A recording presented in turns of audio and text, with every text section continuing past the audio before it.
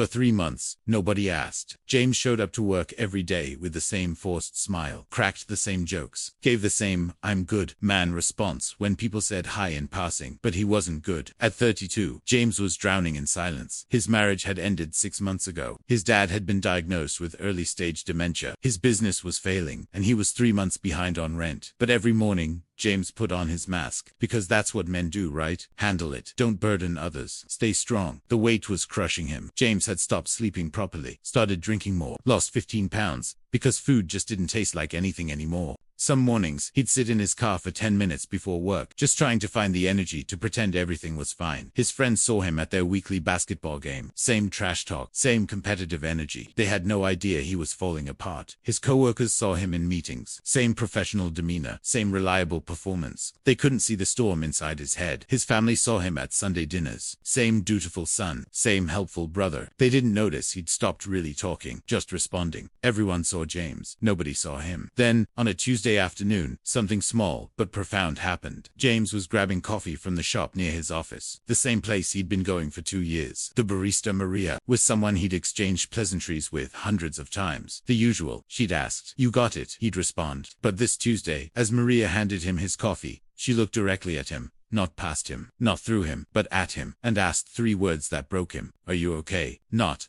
"How are you?" Not, "How's it going?" but "Are you okay?" James stood there, coffee in hand, and felt his carefully constructed mask crack. His throat tightened. His eyes started to blur. He started. Then stopped. The words wouldn't come. Maria leaned across the counter slightly. "You don't have to answer, but you come in here every day for 2 years. And today you look like you're carrying the weight of the world.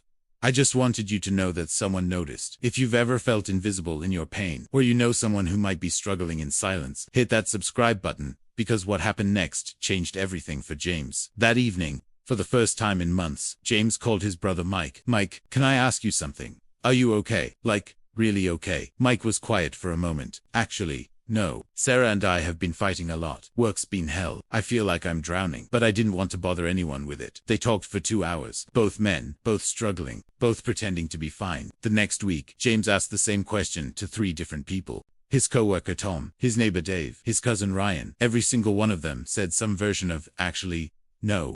I'm really not okay." James realized something that changed his entire perspective. He wasn't the only one wearing a mask. Almost everyone was struggling with something. But nobody was talking about it. So James started talking. Not to everyone, but to the people who mattered. He told Mike about the divorce, the business, the fear. He told his dad about feeling overwhelmed, before it was too late. He even opened up to Maria, the barista who'd seen through his facade. 6 months later, James's life wasn't perfect. His business had closed, but he'd found a better job. His dad's condition was progressing, but they were spending quality time together. He was dating again, but taking it slow.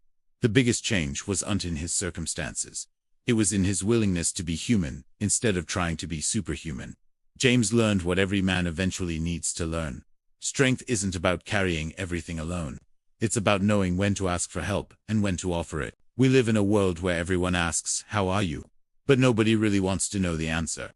Today, ask someone, "Are you okay?" and actually listen. And if someone asks you, try telling the truth instead of defaulting to, "I'm fine." The strongest thing you can do is uncarrying your pain in silence. It's sharing it with someone who cares. You're not as alone as you think.